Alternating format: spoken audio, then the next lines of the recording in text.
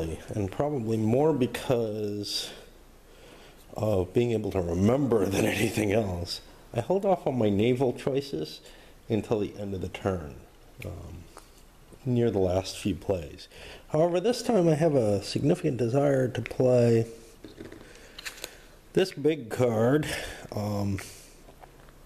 as a naval card, which is, it retreats the German naval marker 2 spaces. I do not want that to happen. And also, I'm up on the Orion class, which means if I fire this off now, and the Liberals can't respond, then I get to look at their cards. So that's kind of cool. So I'm going to ditch this into there for a +5 total, because I have a +1 in play. So it's pretty likely I'll make it. I do not. Ouch. So what you may have noticed, the authoritarians have the Balkans scoring card. Not something they terribly want, but they're not sure they want to fight over the Balkans. They feel like, wow, it's not the highest valued scoring card in there, kind of like Austria-Hungary. Maybe I want to trigger it before I lose Serbia, if that were to happen, and make sure just that I don't get hosed the way I did before, because I don't think I can get control. I don't think I can easily drop the Liberals to merely presence. So there's probably not much there. The Liberals have the French scoring. They also have not a very good hand. This one's not too dangerous. It's a couple cards. What they did was they played and upgraded Dijon. And now that's beginning to set the warning flags of, hey, maybe the France card is in play. Turians played Alsace-Lorraine for the event. That gave them a couple of victory points and some additional SPs in Alsace-Lorraine, which is pretty cool overall. I wanted to get that so that it didn't get hurt somehow. However, the Liberals continued playing points in France, going with a support check, and they knocked control of Paris and the authoritarians out of the French writers' space. It's pretty obvious they're focusing in France. I think the authoritarians are going to have to do something about that at this point. They had the lead. Now, they still do, but it's beginning to look a little bit iffier. And if we play in there, we might be able to get ourselves with a support check into dominance of France even. The authoritarians had a big card in the hole that does not harm them because the revolution hasn't been played yet. Same thing as before. They did another support check. They got Paris. They didn't manage to do anything with the French riders. And then the Liberals played this for 3 points. They put points in, filled up the French riders, grabbed Tunisia. Again, these are points that can be happened off the French card. But that triggered Konrad von Hotzendorf, which solidified and took away, good Lord, Galicia. I can never, it's pronounced, geez, I'm trying to remember. It's not like Przmysl. It's pronounced with an S-type sound at the beginning, so something like Schermizl or something like that. I got the chance opportunity from hearing someone who I think does pay attention to how to pronounce things on a documentary. Kind of a podcast type thing, pronouncing it. I was like, holy fuck. Damn Czechs, I mean, they just used the Roman alphabet in such a different way from like all the Slavics in such a different way from how we do. It reminds me, if you've been a long time watcher of here, I had a friend whose last name was CZYZ, but he was playing a boxing game where there's a famous boxer with that last name. I didn't know that my friend's last name was this, and I was just like, what the fuck kind of... I knew the guy was Polish, so, you know, I was going to make fun of this obviously Slavic name. What the fuck kind of name is Gziz? It's like, that's pronounced Chish. Like, oh, okay. It's like, that's my name. Some of you guys may know him, actually. But anyway, that was... yeah, it was pretty damn hilarious, actually. So, on to the next. Okay. So, the Dreyfus Affair finally gets played here. Allowed me to take French writers away, which gives me dominance in France. You can see it's back in their hands. But it also doubles the cost of all liberal plays in France for this turn. That's a problem. I didn't want to play the card right away, so I threw a 2-point card to get me the writers back. That drops it back. I'm sorry. That gave, control of France to the authoritarians. This put it back to dominance. I always forget the order. For me, control actually sounds like less than dominance. Like, if you dominate something, that seems like more than just controlling it, but this is my use of the language. Going back to the anecdote and my repeating things, you know, I have a ton of these little cute things that, at least to me, are somewhat amusing. And often, when I'm talking to people, they seem to think that they're kind of amusing too. But, you know, I mean, I can see where you wouldn't think that was terribly amusing. It was funny to me, but they're not, you know, they're not like amazing jokes or things that are just like, wow, that's just so incredible to say. They're just little bits and pieces out of my life. But I guess this happens to everyone. It's, to some extent or another, I'll say the same things over and over again. More to do with little stupid jokes, you know, I don't know. Maybe things on a street sign that just strike me as funny, and I say them again and again. An example, but not one that's terribly relevant to me because I don't see them very often, is the end roadwork signs trying to pretend that they're a political statement or whatever. Just crap like that that's, you know, not hilarious, but it's kind of funny in a certain light. My ex-wife, you know, would always kind of harsh. Eventually, there's the, well, that's getting tired, you know, stop saying that. But I mean, being like I am, I'm always going to say the same thing in the same circumstances. It's, you know, it's how I'm programmed or whatever. Once I think something is cute, I will always bring it up, no matter how stupid it becomes over time. And when she and I started falling apart, as it were, those things stopped becoming just this minor little annoyance and became a real irritation to her. And my current wife and I have probably been together almost as long, not quite, and that hasn't started happening yet. Particularly, I've asked her about it, and she says, "No, it doesn't really bother me." But who knows, you know? But then I thought, well, yeah, but we also don't spend much time together, you know? So she sees a lot less of me and my ways. I don't know why I add things like this to it. It just feels like it belongs at, you know, it's something that I think of, and it belongs at this point in the conversation. And it's not like, you know, I just don't feel like the only purpose of what I'm doing is to be presenting a game to you guys. I know some of you guys don't like when I go into personal stuff. Some of you guys really like downvote whenever I give any kind of, you know, opinions or questions or anything that I don't even post as gaming videos. And well, you know, too bad. Okay, so the Conservatives played this Exiles Escape Return for 3 points. That allowed them to do a support check, but first they allowed the Liberals to take the event. I don't usually do that, but in this case it made sense. It allowed an exodus from Siberia And that changed the Russian situation heavily, and now it looks a lot more liberal than it did before.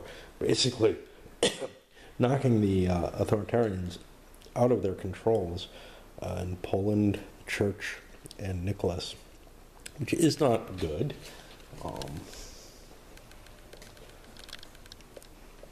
But then the liberals, the authoritarians got nothing off of their support checks. They hit the French writers and something over down here, which is kind of a trigger, Romania, which kind of shows, hey, maybe I'm interested in the Balkans, because what the fuck? Why would you do that otherwise? My neighbor's splitting wood or stacking wood. And then the Liberals decided to play the France scoring card. They don't think it's going to get any better than this. They have something, so it's only going to be a domination. So that will give 3 points to the authoritarians. But I get to play the cards first. Authoritarians get to respond first. They played elitist art. They have an intellectual space over here. So they get a victory point, which, you know, it's kind of a booby prize type thing, but they're low on cards. One more and then they get the redraw. For the Liberals, they played the silent majority. Again, kind of not going to gain much here. They get a Liberal SP somewhere outside the region. Jeez. You know, I had trouble trying to figure out where I wanted this. Honestly, I think the biggest battleground... See, I'm a little worried about the Balkans because he played there, but... Even if I take Siberia away from him, I still don't get it up to the control level because I don't own the battleground, so I'm going to play it in Kiel, which seems to be a grand battleground. Actually, maybe I want to play it in Alsace-Lorraine.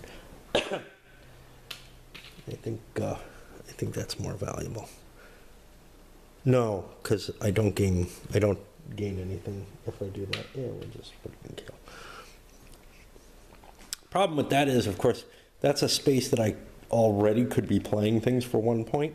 If I put it somewhere else, I could weaken the authoritarian control. But I'm more worried about Germany than anywhere else right now. And that gets rid of mine. Now we get to the scoring. Like I said, it's a domination, so it's 3 points conservative. 4, 5, 6, 7, 6. 7, 6, 5, 6, 7 victory points. That's a lot.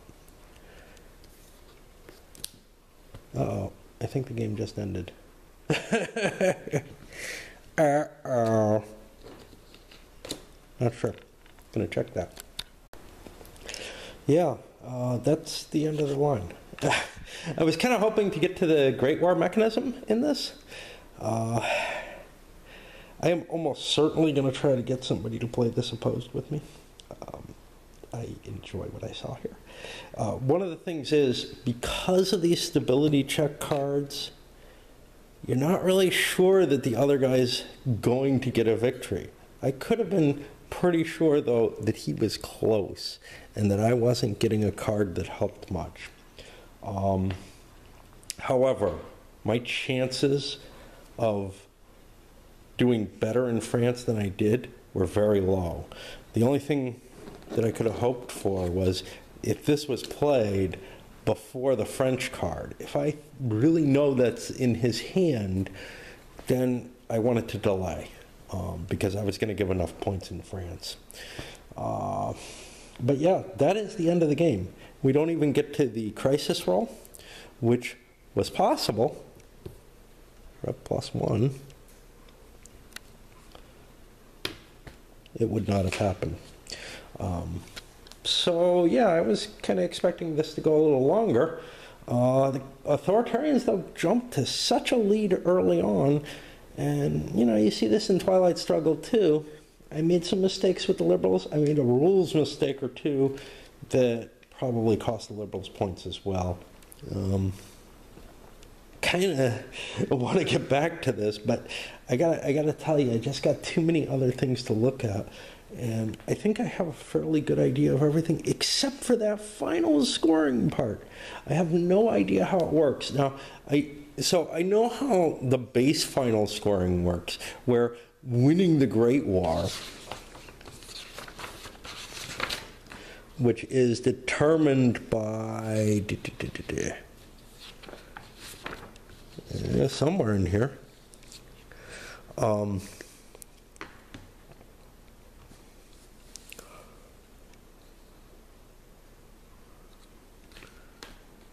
Yeah, it's actually kind of random. If you have similar points, and we do, this is +4 to +4, so they're basically sitting there on a die roll to see who wins the Great War. That can heavily impact, how many points you have, because then you gain and lose points in the different countries based on that. Again, a part of why maybe something like Twilight Struggle, which is much more tightly, tightly limited. You're not gonna be having this final, hey, it's been a close game all the time, and we're fighting over who can get to the end point over that 0 line. This can end up in a pretty damn random die roll right at the end of the game. With this system, I'd like to take a look at the mobilization cards. Let me pull some of them out, see what I can think of with this.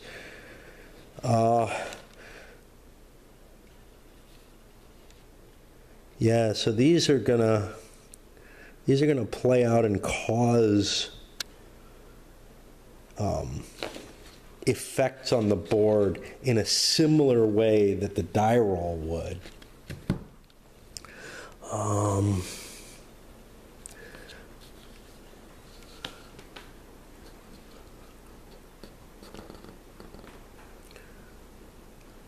And what do? You just keep playing them, I guess.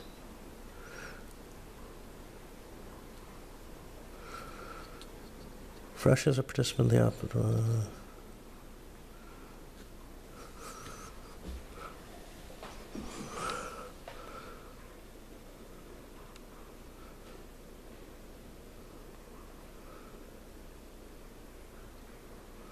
Yeah, and it looks like you can.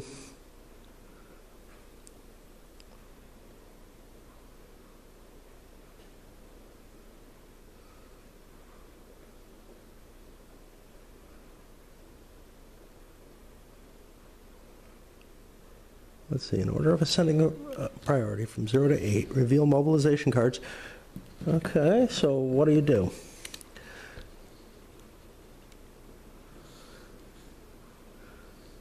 You select one.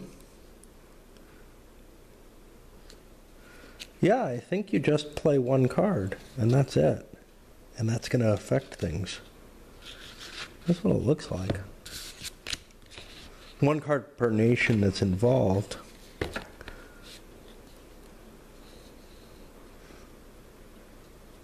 And then you score it that way. So it's one additional thing. What I was going to do, I was talking to one of my viewers about this, a long-time viewer, that he's been very nice to me in many ways. That, what I wanted to do was try the base game scoring system, which, comes to a random die roll, and then play this thing out. I thought you played more than one card here.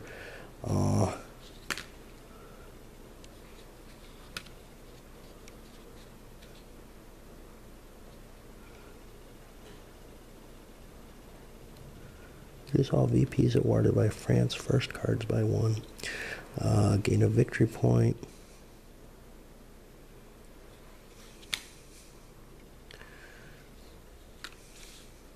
Yeah, and one of the things is, like, if you play this, if you play a high-valued card, you're less likely to get the card triggered before something which negates it might get played. So they're kind of riskier cards. But yeah, it's just basically a single card play as I see it. That's going to shift things a little bit.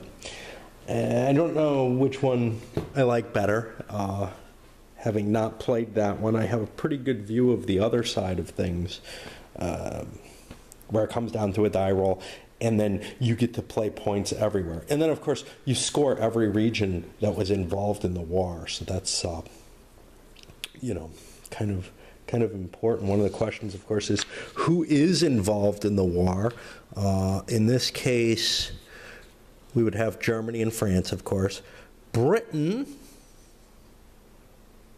looks like they're not going to be involved because Schlieffen wasn't played and none of the others came up. Austria, which makes sense. Britain at this point wasn't so anti-German as they later became. Not enough has been done. Austria, if three emperors are dual alliance, we have dual alliance in play. We also have the triple alliance, which is the three emperors, but that's been flipped, right? That's been flipped over. No.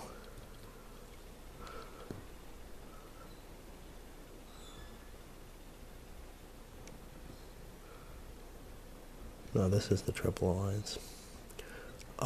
Three emperors is this. We have the Franco-Russian alliance, which I'll negate that. So Austria will be Central Powers. Russia, the Three Emperor League is not in effect. And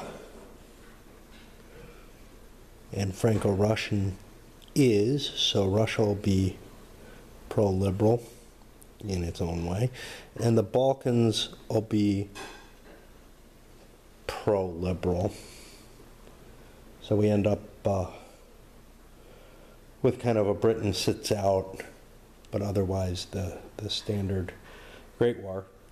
Theoretically, that should be in the advantage of the Central Powers, but basically it's a crapshoot because of the way the points here go. So it would basically come down to a crapshoot die roll.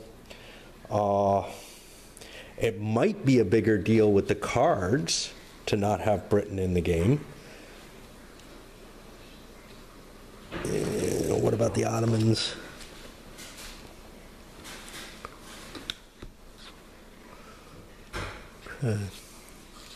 They may not matter.